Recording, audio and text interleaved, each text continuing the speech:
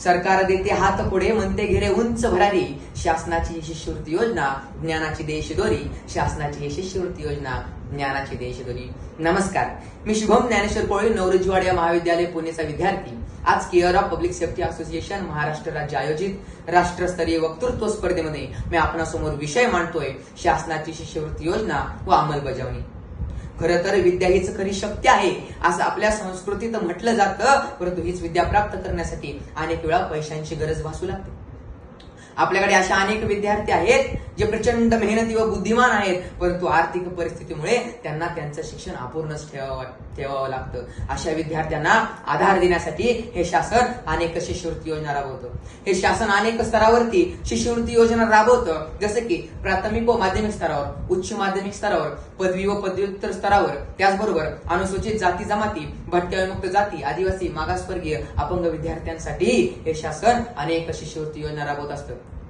उदाहरणार्थ केंद्र शासनाच्याही अनेक शिष्यवृत्ती योजना आहेत, जसे की अल्पसंख्याक विद्यार्थ्यांसाठीची पोस्ट मॅट्रिक शिष्यवृत्ती योजना, अपंग विद्यार्थ्यांसाठीची पोस्ट मॅट्रिक शिष्यवृत्ती योजना, महाविद्यालयीन विद्यापीठी विद्यार्थ्यांसाठीची सेंट्रल सेक्टर शिष्यवृत्ती योजना, अशा कित्येक योजनांचा लाभ आज अनेक विद्यार्थी घेत आहेत. खरं तर शिष्यवृत्ती योजना म्हणजे फक्त पैसा नाही, तर विद्यार्थ्यांच्या स्वप्नांना भरारी देण्याची एक संधी आणि अशा अनेक विद्यार्थ्यांच्या स्वप्नांना भरारी देण्याचं काम हे शासन आज या शिष्यवृत्ती योजनेमार्फत करत आहे. हो, आज खरं तर वाईट तेव्हा वाटतं जेव्हा आपली आर्थिक परिस्थिती बरोबर नाहीये म्हणून अनेक विद्यार्थी मजुरी करण्याचं ठरवतात. परंतु ज्या वेळेस हे शासन अशा विद्यार्थ्यांना शिष्यवृत्ती योजना देतं ना, ते आमच्या विद्यार्थ्यांसाठी एक आर्थिक संजीवनीच बनते. हो, एक आर्थिक संजीवनीच बनते. एवढंच नाही तर राज्य शासनाकडून अनेक शिष्यवृत्ती योजना आमच्या विद्यार्थ्यांसाठी उपलब्ध आहेत, जसं की राजर्षी छत्रपती शाहू महाराज शिक्षण शुल्क शिष्यवृत्ती योजना, राज्य शासनाची अल्पसंख्याक विद्यार्थ्यांसाठीची शिष्यवृत्ती योजना, गुणवंत विद्यार्थ्यांसाठीची आर्थिक सहाय्य योजना, एकलव्य आर्थिक सहाय्य योजना, स्वातंत्र्य सैनिकांच्या पाल्यांना आर्थिक सहाय्य योजना, माजी स्वातंत्र्य सैनिकांच्या पाल्यांना आर्थिक सहाय्य योजना, शासकीय शिष्यवृत्ती योजना आहे.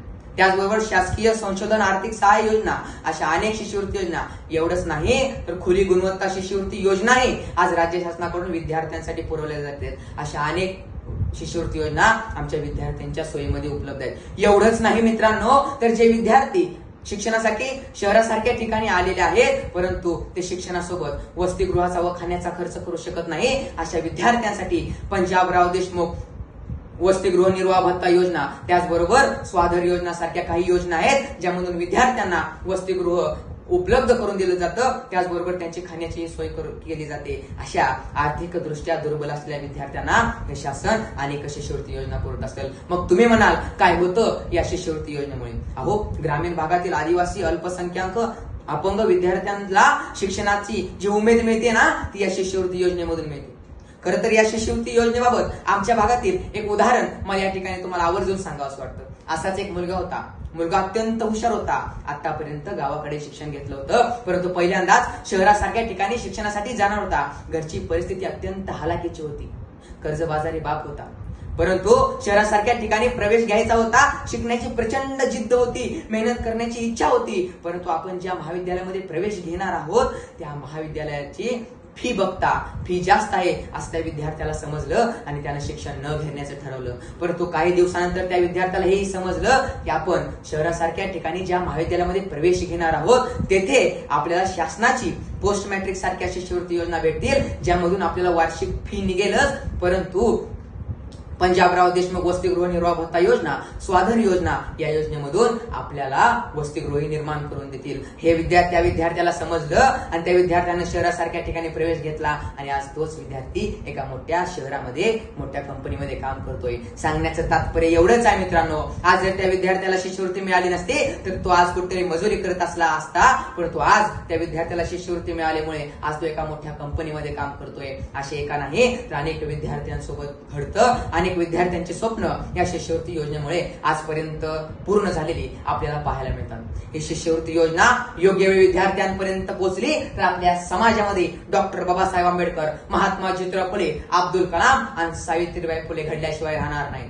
या योजनाची अंमलबजावणी चांगली आहे, या योजना चांगल्या आहेत, परंतु शाळा व कॉलेजकडून मार्गदर्शन मिळत नसल्यामुळे अनेक विद्यार्थी या योजनेपासून वंचित राहत आहेत असं मला वाटतं. या योजना योग्य वेळी योग्य लाभार्थ्यांपर्यंत पोहोचल्या तरी शिष्यवृत्ती योजना फक्त एक योजनाच न राहता समाज परिवर्तनाचं साधन बनेल असं मला वाटतं.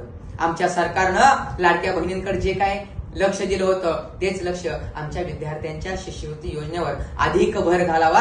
आमच्या विद्यार्थ्यांच्या शिष्यवृत्ती योजना वाढाव्या, जेणेकरून गरीबातील गरीब शेतकऱ्यांच्या, दिनदुबळ्यांच्या, गोरगरिबांच्या मुलांची स्वप्न या शिष्यवृत्ती योजनेमुळे पूर्ण होतील. एवढाच माफक आशावाद व्यक्त करतो. बोलत असताना कळत नकळत काही चूक झाली असेल तर कृपया क्षमस्व. मनपूर्वक धन्यवाद.